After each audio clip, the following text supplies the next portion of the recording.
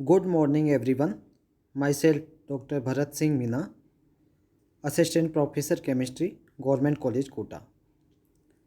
आज हम chemistry of elements of first transition series के अंतर्गत ऑक्सीडेशन स्टेट्स के बारे में अध्ययन करेंगे। इससे पिछले वाले व्याख्यान में हमने properties of elements of first transition series के कैरेक्टर्स को कंटिन्यू करते हुए हमने रेडॉक्स पोटेंशियल कैरेक्टर के बारे में अध्ययन किया था और इसी के साथ ऑक्सीडेशन स्टेट्स के बारे में अध्ययन किया था। आज हम उसी ऑक्सीडेशन स्टेट्स को कंटिन्यू करते हुए ऑक्सीडेशन स्टेट्स डायग्राम के माध्यम से फर्स्ट सीरीज के ट्रांजिशन एलिमेंट्स के क्या क्या कंक्लूजन्स इन डायग्राम्स के माध्यम से निकलते हैं उनके बारे में अध्ययन करेंगे। तो सबसे पहले तो ऑक्सीडेशन स्टेट डायग्राम किसे कहा जाता है? किसी तत्व की विभिन्न ऑक्सीकरण अवस्थाएं उनकी मुक्त ऊर्जाओं के विरुद्ध आरेखित करने से जो डायग्राम प्राप्त होते हैं उन्हें ऑक्सीडेशन स्टेट डायग्राम कहते हैं। किन किन के मध्य डायग्राम होना चाहिए? एक तो जो एनर्जी रिलीज होती है वो और ऑक्सीडेशन स्टेट, इन दोनों के मध्य अगर हम ग्राफ प्लॉट करें तो हमें जो डायग्राम प्राप्त होगा वो ऑक्सीडेशन स्टेट डायग्राम या ऑक्सीकरण अवस्था चित्र के नाम से जाना जाएगा। यहाँ फर्स्ट ट्रांजिशन सीरीज के एलिमेंट्स की ऑक्सीडेशन स्टेट्स डायग्राम को शो किया गया है, जिसमें मैं आपको बताने जा रहा हूँ। सबसे पहले टाइटेनियम के लिए ग्राफ प्लॉट हुआ है।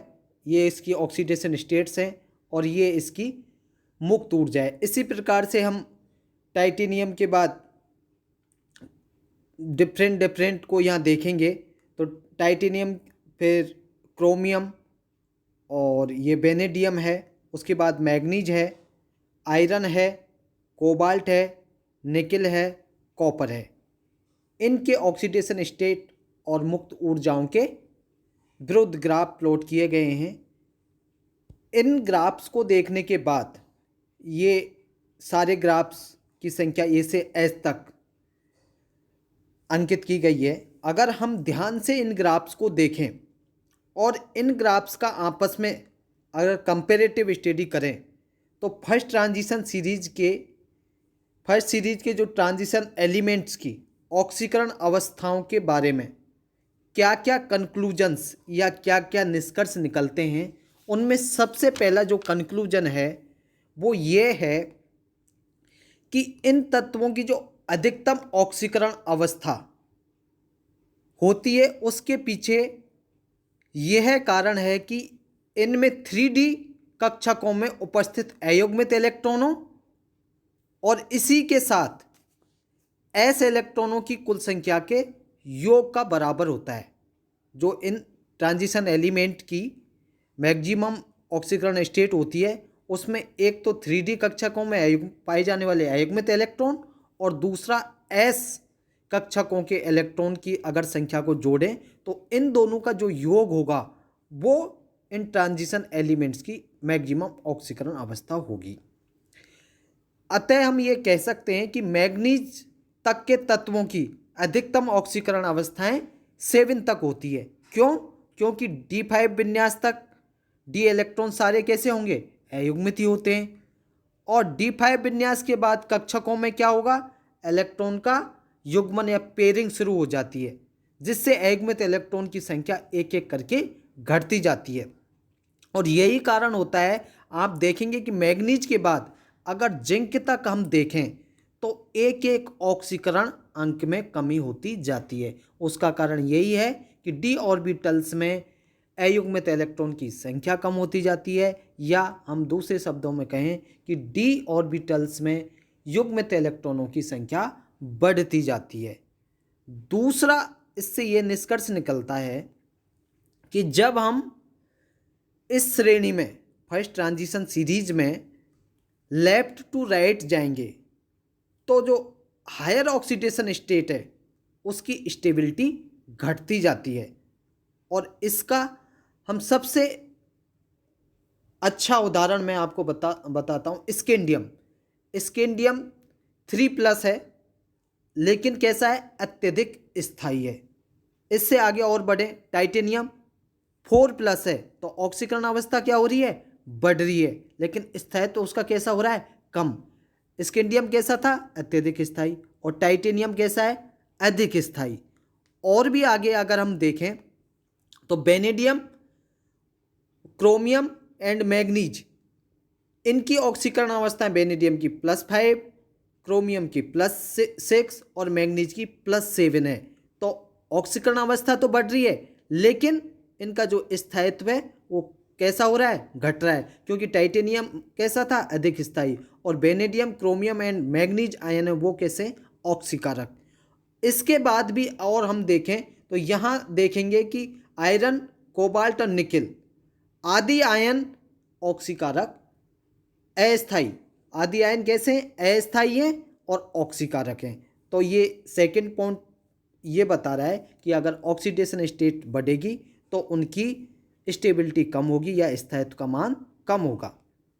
इसके अलावा तीसरा कंक्लूजन ये निकलता है, अगर हम लेफ्ट से राइट जाएं तो +2 ऑक्सीकरण अवस्था का स्थायित्व बढ़ता है, जबकि +3 ऑक्सीकरण अवस्था का स्थायित्व घटता जाता है। लेकिन यहाँ पर कॉपर और मैग्नीज दो अपवाद हैं। कैसे, क्योंकि कॉपर में +2 अवस्था के लिए दूसरा इलेक्ट्रॉन किससे निकालना पड़ेगा, D10 से, और हम जानते हैं कि अर्धपूर्ण व पूर्ण भरे हुए कक्षक कैसे होते हैं, स्थायी होते हैं। अब हम अगर D10 से विन्यास निकालेंगे तो उससे क्या होगा, आपका जो सिस्टम है, तंत्र है, उसकी स्टेबिलिटी कम हो जाएगी। इसी प्रकार से अगर हम मैग्नीज के लिए सोचें, मैग्नीज के लिए ये देखें कि +3 ऑक्सीकरण अवस्था ये प्राप्त कर ले, तो तीसरा इलेक्ट्रॉन मैग्नीज के कौन से कक्षक से निकलेगा, अर्धपूरित कक्षक से, या कहें कि D5 विन्यास वाले कक्षक से। और इस D5 विन्यास वाले कक्षक से निकालने के लिए उसको अधिक मात्रा में एनर्जी देनी पड़ेगी। यही कारण है कि Cu2+ और Mn3+ का अपेक्षित स्थायित्व कैसा होता है, कम होता है, या स्थायित्व अपेक्षा से कम होता है। इसके साथ ही अगर हम मैग्नीज 2+ और Fe3+ ऑक्सीकरण अवस्थाएं देखें तो वो कैसी होंगी, अपेक्षा से अधिक स्थायी होती हैं। उसका कारण भी क्या है, क्योंकि दोनों में ही स्थायी D5 विन्यास रहता है। तो स्थायी D5 विन्यास होने के कारण इनकी स्टेबिलिटी बढ़ती है, किस किस की, Mn2+ और Fe3+ की।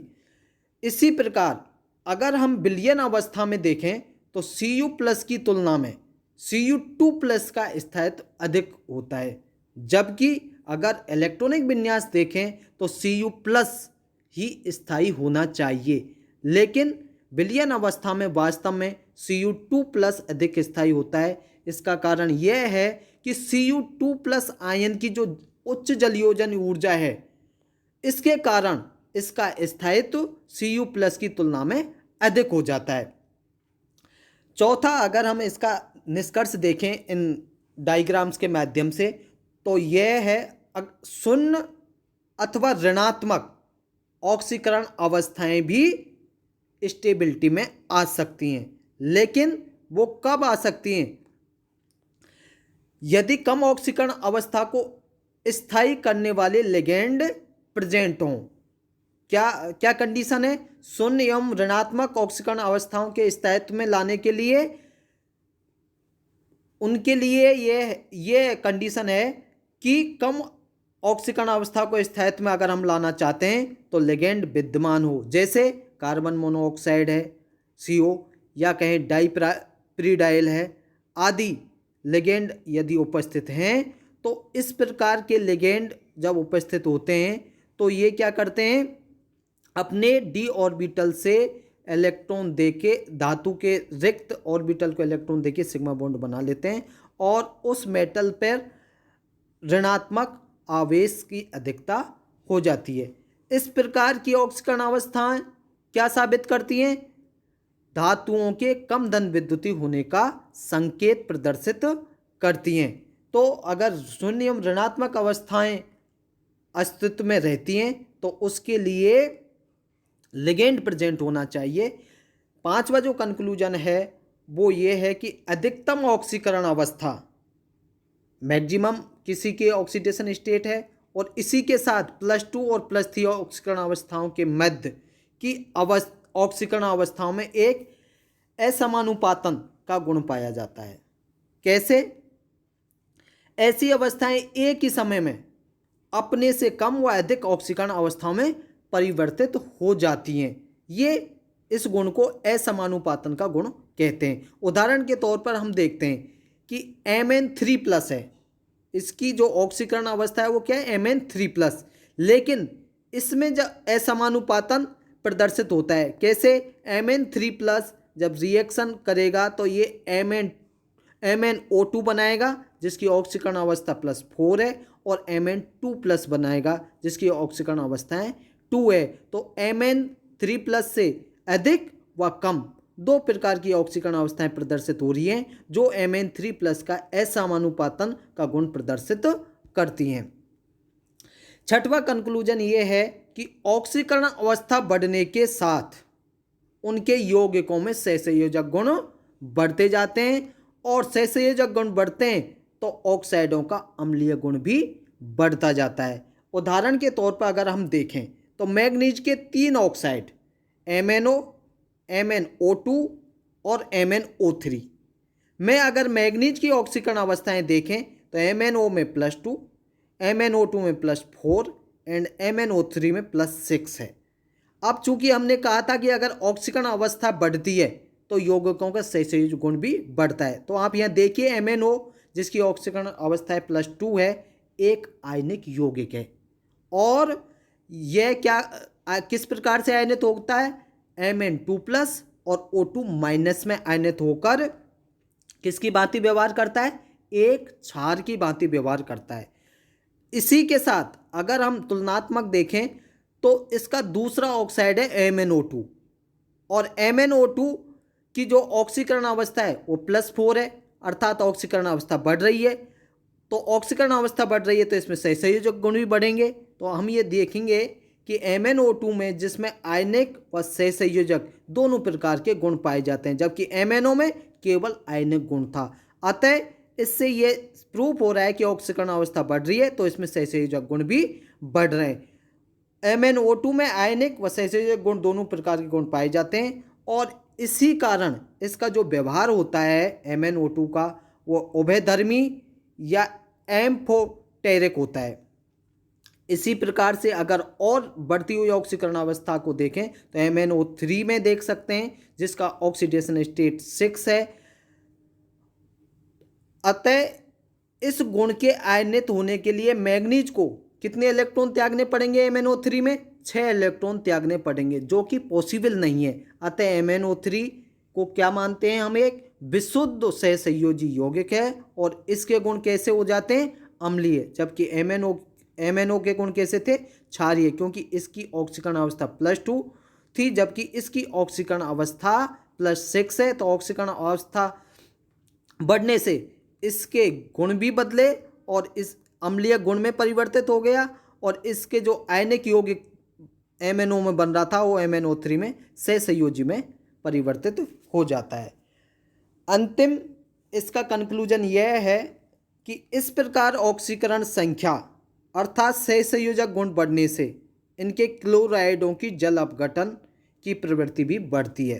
किस प्रकार से? जैसे छठे नंबर के पॉइंट में बताया था कि ऑक्सीकरण अवस्था व बढ़ने से सहसंयोजक गुण बढ़ते हैं तो इनके बढ़ने से इनके क्लोराइडों की जल अपघटन की प्रवृत्ति भी बढ़ती है। जैसे उदाहरण के तौर पर हम टाइटेनियम के हैलाइड देखें, TiX3 में टाइटेनियम का जो ऑक्सीकरण अंक है वो कितना है? +3 और यह जल अपघटित नहीं होता है। इसका जल में विलयन कैसा होता है? स्थायी होता है। और hexa aqua titanium third ion के कारण इसका जलीय विलयन भी कैसा होता है? बैंगनी होता है। इसके विपरीत यदि हम टाइटेनियम फोर्थ के हैलाइड या TiX4 को देखें तो ये एक बाष्पशील द्रव होते हैं और ये क्या करते हैं, नमी की प्रेजेंस में जल अपघटित होकर HX बनाने के कारण क्या उत्पन्न करते हैं, धूम्र उत्पन्न करते हैं, फ्यूम्स उत्पन्न करते हैं। Thank you.